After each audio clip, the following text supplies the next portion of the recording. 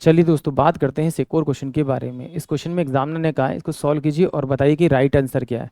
तो जब भी इस प्रकार का क्वेश्चन आता है तो हम बोडो मास रूल यूज़ करते हैं। बोडो मास का मतलब सबसे पहले ब्रैकेट के अंदर की वैल्यू, फिर कहीं आपको ऑफ यानी कि हिंदी में का लिखा हुआ मिलता है तो गुना करेंगे, फिर भाग, फिर गुना, फिर जमा और फिर घटा करेंगे।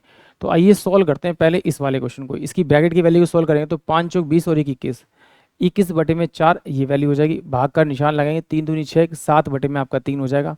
गुना में आपका 4 हो जाएगा।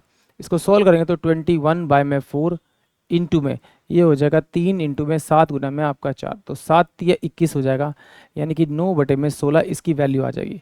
तो मैं इसको लिख सकता हूँ अपन 9/16, यानी 8 में आपका 9 इंटू में 9/16। तो इससे ये वैल्यू कट जाएगी, तो यानी कि यहाँ पे जो वैल्यू आएगी वो 1/2 आ जाएगी। इसकी जो वैल्यू आएगी 1/2 इसकी वैल्यू आ जाएगी।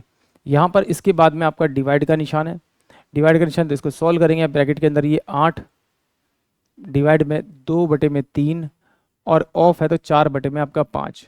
तो 5 है तो पहले मल्टीप्लाई करेंगे तो 8 इंटू में 3 इंटू में आपका 5 हो जाएगा, अपॉन में 2 इंटू में आपका 4 हो जाएगा, यानी कि 4 दूनी 8, यानी कि आएगा 15।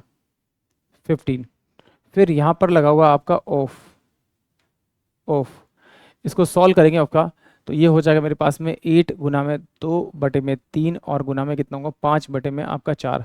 तो 4 दूनी 8 होगा, 5 चौक 20 और 20 बटे में ये आपका 3 हो जाएगा। तो मैं यहाँ लिखूँगा 20 में आपका 3 लिखूँगा, तो 1/2 भाग में 15 इंटू में 20 बटे में कितना हो जाएगा आपका, ये 3 होगा। तो 3 और 5 15 होगा 5, तो ये 1/2 इंटू में 5 इंटू में 20 होगा, बराबर में कितना होगा 5 दूनी 10, यानी कि 200। यानी कि ऑप्शन जो बी होगा वो इस क्वेश्चन के लिए करेक्ट होगा। आई होप आप सभी को क्वेश्चन समझ में आया होगा।